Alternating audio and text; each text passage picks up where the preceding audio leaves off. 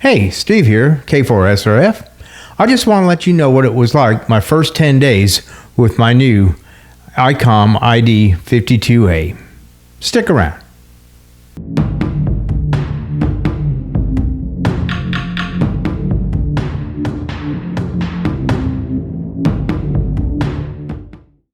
Hey, Steve here, K4SRF. Well, I've had my ID-52 now for 10 days. I received it from DX Engineering. It came in a lot sooner than I planned on it. They had a delivery date of somewhere around March, but it came in the beginning of January 12th, 2022. It's now January 22nd, 2022. And so it's been 10 days since I've had to learn the radio, played with it, messed around with it, erased it, rebuilt it, all that good stuff. Now, I still have a few accessories coming in, which I'll discuss later, but right now, I want to give you my 10-day impression of this radio. Most of it, at least 98% of it, I like. There's a couple of things that I wish they had done differently, or maybe I'm not too crazy about, but you're never going to have a perfect radio. No matter who your manufacturer is, there's never going to be a perfect radio. So let me tell you about my first 10 days with the ICOM 5200. Okay, this is a brief overview of the ID-52A. I'm just going to go and give you just a quick rundown of some of its features. I'm not going to go into in-depth detail about any of the features at all, the main features at all. Just going to give you just an overview and show you a couple of accessories that I purchased with my radio here. So here's the radio itself. It is a well-made radio. It feels like you've got a radio in your hand. It's not light. It's not heavy, but it's not really light either. Now, the ID-52A does come with the battery. It's the BP272 battery, which is this battery right here. Now, one of the options that I purchased, one of the accessories I purchased was the optional 307 battery. Let me just pop this off. Batteries just mount right here on the back. And to easily take it out, you just push these two little buttons down. It comes right off. Now, I've got the 307 battery, BP307, and as you can see, it's a larger battery. Look at the thickness of it. Now, going back on memory here, the 272 has a runtime that is of 4.75 hours, something like that, all based on your transmission use. And the 307 has a time of 12 hours. Now, this is good for around the house, whatever, but if I'm going to use this for an extended period of time, away from the house, away from the charger or something like that, I opted for the 307 battery. It's more expensive. It does add weight to and bulk to the radio, as you can see. You can see the difference there. But I think, at least for me, the 307 was worthy of purchasing because of the extra time you get on the battery itself. The belt clips on these radios do attach to the battery. Now, some of them, in some radios, you have to screw them in. These simply have a little catch on it. See the little catch? You just pull the catch, comes right out. And there's a channel for the belt clip, and same for the 272 right here, just clips right on. Now, usually I'm not a fan of the belt clips being attached to the battery, but that usually was on the radios that you have to stop and screw the little tiny screws in and everything. But with these, you just simply push it into place like that. Snaps into place. There you go. And it's a hefty belt clip. It holds on pretty good. I've not had any problem with this belt clip coming loose or dropping the radio or anything like that so far in my first 10 days of operation. Now, I would recommend, and I didn't do it, but I would recommend probably getting an extra belt clip just in case. I mean, like anything else, something can get broken. It can get broken, and you'd have to carry this around in your pocket until your extra belt clip came in. But that would be an idea to get, and I'm probably going to get one of those. And as far as optional accessories as well, I'll get to the other accessory I purchased in just a minute, but it has to do with the batteries, obviously. But that's the 272 that comes with the radio. It's a thin battery, and it fits nicely here, but I opted for the 307. Much larger battery, much more runtime. Now, taking a look at the radio from the face up, we have a larger display here. I never owned the ID-51, but from what I've seen and what I've heard, it was smaller display. People said that own the ID-51s, they said that they liked the larger display. So far, I've liked the larger display myself. This radio does do, obviously, VHF, UHF, and D-Star. The front panel we have here, and I'm going to go lightly into some of these buttons. I don't want to drag this video out too long, but we have the menu and the button and the lock button. This brings up your menu to the radio.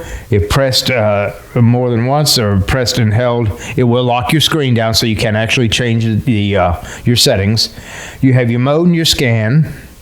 Below that is your main and dual button. This basically gives you either 2 channels or 1 channel. You can toggle back and forth or lock it into one or the other, or change from both dual or single.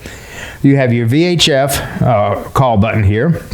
You have your memory recall or your memory write button down here, and this is your quick menu here. And I'm going to go into very brief detail on some of these buttons, not all of them. Some of them I've never even used before, and I don't want to even attempt to try to explain what they do if I don't even know myself. Now, facing the radio on the right-hand side, we have these 3 areas, actually 2 basically, but lift up the little rubber seal, and I think this is an IP7, I believe, rating, waterproof rating, so you can get this radio wet.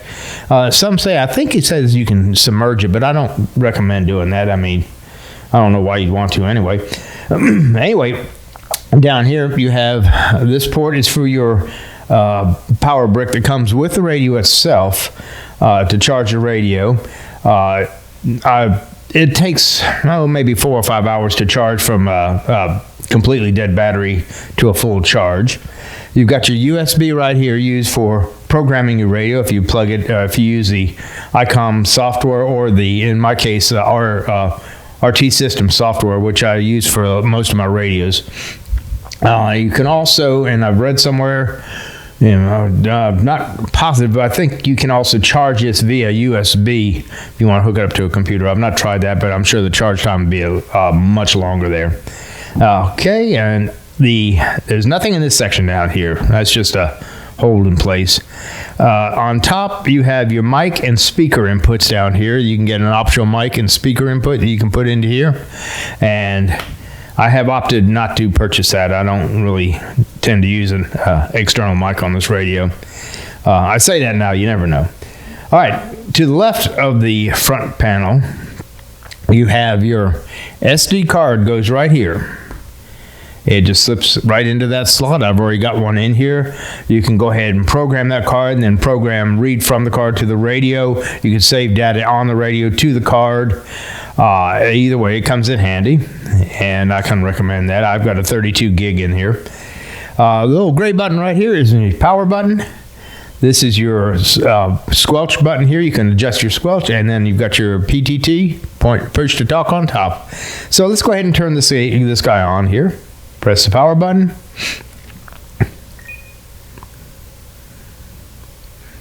Okay, now, one thing I do want to say, when you switch batteries, if I were to take this battery and stick it on this radio, or as I did with this one, I took this one off, it detected that the battery had been removed, so now it's wanting me to verify which battery I have on the radio itself, either the 272 here or the 307, and obviously I've got the 307. You can toggle up and down to the correct batteries chosen. Press your button right here in the center. There you go. It just lets the radio know which battery type you're using, which model battery that is. Again, front display is really bright. You can choose either a black background, white lettering, or black lettering and white background. I personally looked at it both ways, and I kind of prefer, it's personal preference, I prefer the light background, the white background to the black with the black lettering. That's just a personal preference. Now, on the top here, we have this knob. The bigger knob is your volume control. You can adjust your volume. Now, let me get that off there. Sorry about that. On the top, you have your channel selector. As you can see, you can switch your channels here. Now, let's go back to what I was talking about on some of these buttons here. Let's say I've got this right now, I'm in the single mode, but I want to go, let's say I'll go into dual mode. I just press the dual button down here, and I'm going from back to forth, either A or B. As you can see, that's 1, A, and there's B. As you can see, it's B right there. Now, let's say I want to show both of them, so I just press and hold the button down. Now I've got both of them. Toggle back and forth from A to B. I can do that. Now, here's what I'm talking about, the lock button under the menu. Under the menu here, if I want to lock this out to, let's say I'm monitoring 444.875, and I don't want to bump it to another frequency by accident. So what I do is just press and hold the menu button where the lock's at. Lock on. Okay. Now, this locks the screen. I see. I tried to change the channel. Now, one thing it will still let you do is actually will let you still adjust the volume regardless if the lock is on and off. To remove the lock feature, just press and hold the lock button, lock off, there you go, you're back to normal. Again, if you're in dual mode, you want to go into just single channel mode or viewing, just press and hold dual down, and you're back to, in this case, A. Whatever channel you are on as a primary channel will show up as the main channel, but you can just toggle back and forth to A or B. And that's good to go on that right there. You can also set in your secondary display whether you want the time and the date, or you can have your GPS settings in here. Right now I had GPS settings in here, but I had to reprogram the radio, and when I did that, I forgot to change it back, but I'll be changing that back here. That's another video. I don't want to get into too much detail go in that direction. I don't want to go off in too many directions at one time. Now, on this radio, I am still using the stock antenna that came with the radio. It's clearly marked ICOM ID-52A on the antenna itself. Don't think you're going to be able to see it there, but it's printed on there. But anyway, I think ICOM has actually specifically super designed this stock antenna. You've heard people say, and I've said it myself, most of the time I'll replace the antenna with something else, but I've tested this antenna with some other antennas, and this stock antenna works really well for what it's intended for. Now, if I'm going to go out and about in the field or something like that where I need to put a higher gain antenna on it, I will do that. And I do have BNC antennas, and I'll just put the SMA to BNC adapter on here. But for everyday use and everything, I think I'm going to just hold on to the stock antenna. I am really proud with it. I've been able to hit this Sarnet Milton repeater, for instance, is 25 miles away. I can hit that repeater with no problem 25 miles away. I have been told that my audio sounds like I'm on a base station. That's one thing I like about this. I have been told my audio does sound like I'm on a base station.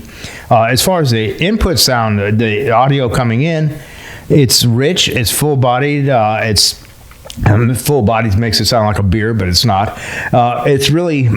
It's a good sounding radio. The speaker and mic are right here, so it's really a nice sounding radio. It doesn't sound tinny or echoey or anything. It's got a kind of a bass to it, a little bit of a bass, but not too much of a bass where you can't understand or it's garbled or anything. But it sounds really, really good. So that's basically the radio itself. Like I said, the battery, the 307 I purchased as a separate unit. And an additional thing that I have purchased also is this unit right here, the BC2 2021 P3L charger for the ICOM ID-52, specifically made for this radio. And allow me get in here. There you go.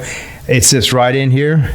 And it works well. The reason that I purchased this unit here is I'm after work or wherever I'm at, I'd rather come in, just slide the radio in, have it charged. I didn't want to have to fish around for where the power brick is and open this up and plug it in. And I know me all too well. One day I'll rip this off by accident by being in a hurry. So for me, this option was just more beneficial. Now, The only thing that I have to gripe about this unit itself, the rapid charger, that is, not the radio, is the fact that ICOM, in their infinite wisdom, has decided to sell the charger that goes with this unit, the power brick that goes with this unit, as an additional option. The unit that comes, the power unit that comes, or the brick that comes with the radio, will not work in here. You have to buy a separate unit. Now, all said and done, this, at the time of this video, was $60-something. Just this. The power cord, which I don't have yet, it's due to be in. I've got a notification it's going to be coming in just a couple of days. That, too, is another $60-something. So we're looking at, between this and the power cord, $120, roughly, somewhere in there. That's, to me, I think ICOM needs to step back and figure out a better way to do this, because that's turning a lot of people off. A lot of radios come with a charger anyway, and if you don't get a charger with a radio, when you buy the charger, it usually comes with a darn power cord. But that's the way ICOM thinks. Now, talking about this charger, let me show you one thing that I have read. Several people say that they got this charger, and it really frustrated them because they couldn't figure out how they plugged, because it's in here. I don't know if you can see that or not, but the plug for the power brick is in here, way in there. And they're saying they can't figure out how to get this thing off. Well, did a little research. In other words, I just read the manual. And the easiest way to do it, and it's made to do this, is this side right here. This part right here. It just slides right off. You just push it. I go the right way. Maybe I'll go. There we go. Pops right off. And there's the adapter right there. The plug right there. The socket. When you plug it in, put the cord through. You just put this back into place. Just set it back into place. And this only does this when you're on a video. There we go.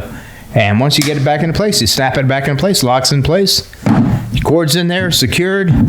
That's really secure. You got little rubber feet on here that keep it from sliding around. And put your radio in. Of course, there's no power going to it right now, but when there is, you'd have, a light coming on showing it's being charged when it's charged and when it's good to go. $120 for this and the cord. Is it worth it? That's up to you. That's a personal decision.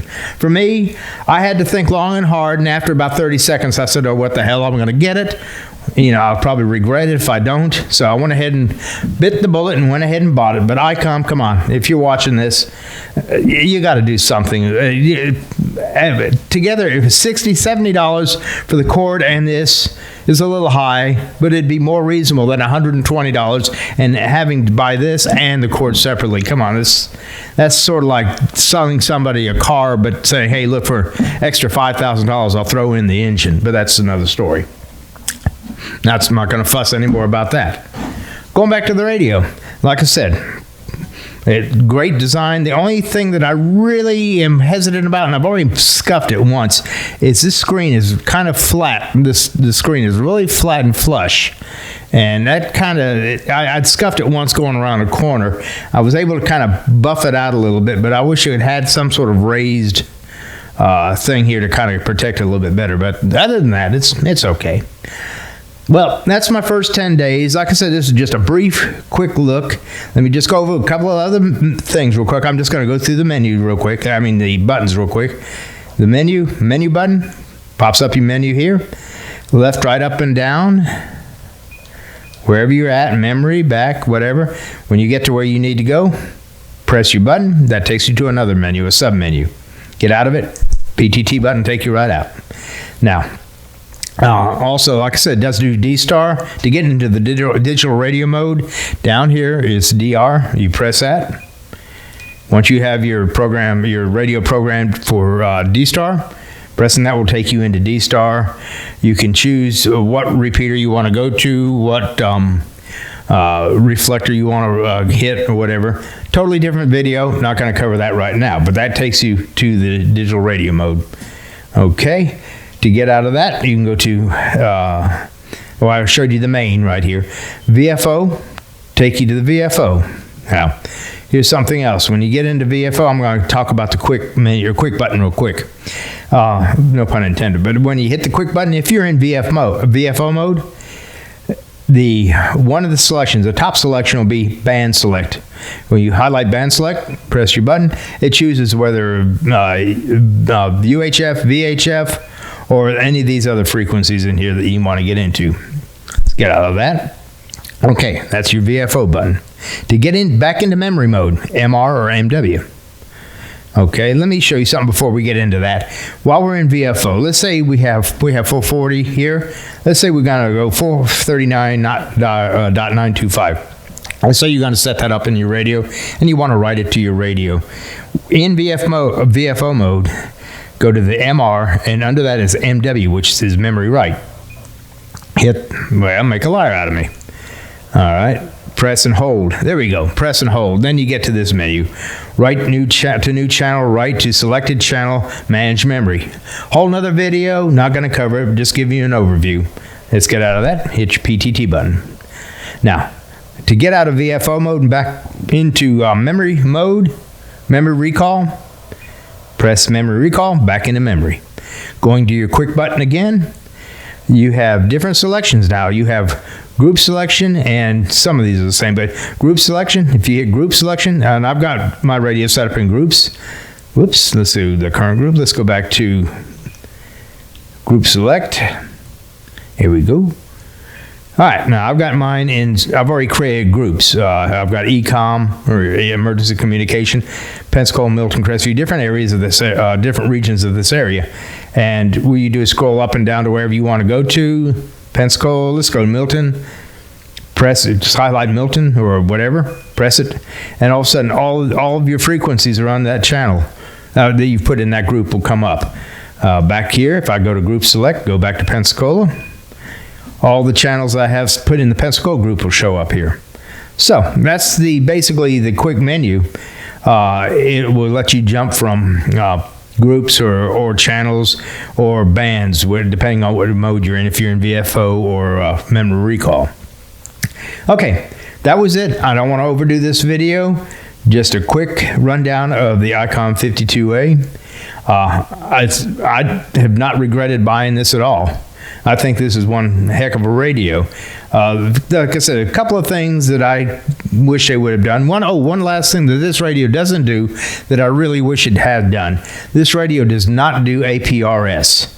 Why? I don't know. It's got GPS already built in. That's not an issue, but it does not do APRS. Maybe somewhere down the line, if they can do a firmware update, they might be able to weasel that APRS in if enough people fuss about it. But I don't, I can't speak for ICOM, of course, but that's the only thing this radio doesn't do, APRS, that I wish it did do. Now, for the money you pay for it, this is not a cheap radio. This is one of the most expensive handhelds out there. I think it's worth the price. It's worth the price. But the accessories, like I said, with the charger and the power cord, that's another story. That's a totally different video, and I am not going to get into that right now. But the radio itself, for the price, is expensive. If you can afford it, go for it, or do like I did. I kept putting money aside in a special fund, and when I had enough, I went ahead and purchased the radio. So that's my view of this radio. I will be getting into this radio in more detail in the buttons and some of the other functions in some upcoming videos. Okay, well that's my first 10 days, like I said, with the ICOM 52A, ID-52A. I can't complain about this radio at all. Price factor, it is one of the more expensive HTs out there. In fact, if not at the time of this video, not the most expensive HT out there on the market right now. And some of you are probably saying, well, why in the hell would I spend $700, close to $700 for an HT when I could buy, practically buy a base station for that or a mobile unit for that? But it's to each his own. So I can't say, you're missing out if you don't. If you can afford it. Now, I've had to put money aside to get this. I just didn't put it on a card or anything. I had to put money aside for it and save up a little bit, and that's how I ended up buying it. Don't have any buyer's regret at all. I plan on doing some more videos on this. My time is kind of limited at the moment. I've got some other things going on, so I can't get to doing videos as much as I wanted to. Actually, I did want to do a video before the 10 days were out. I didn't want to bother doing the unboxing video, as said, but I wanted to put a video out before now, and I just never have got to it. But I figured today's a good day to do it. It's a 10-day anniversary of having this radio. Not regretted it yet. Plan to do some more testing with it. Like I said, for programming, you can program it with their software. I've actually not tried to program it on the fly from the face yet, but I'll get to that eventually. I prefer to use RT System software because I've just used their software for everything else, so all my other radios. So anyway, if you have found this video helpful, which I hope you have, give me a thumbs up. And if you haven't considered subscribing, go ahead and subscribe. And I'd like to get some of these subscriber bases. I'd like to hit 1,000 before too long and build my subscriber base. And hopefully it'll give me some more incentive to put out the videos more. But like I said, I work full time. I've got other things on my plate, so I can't put out a video a day or a video a week, even though I'd like to. But I do plan on putting out more videos on the ID-52A. Now, if you have any suggestions, what you'd like to know about this radio, leave them in the comments below. I will look at them. If I can do the video on it, I will. I'll answer all the comments. I do answer all the comments eventually. I can't get to them every single day, but when I do, I go in and do a batch of them at a time. But put a suggestion out there what you'd like to know about this radio. If I have an answer, I'll give it to you. If not, I'll try to find an answer for you. If I can't, I'll let you know that too. So anyway, this is Steve, K4SRF. Till next time, hope to catch you on the air.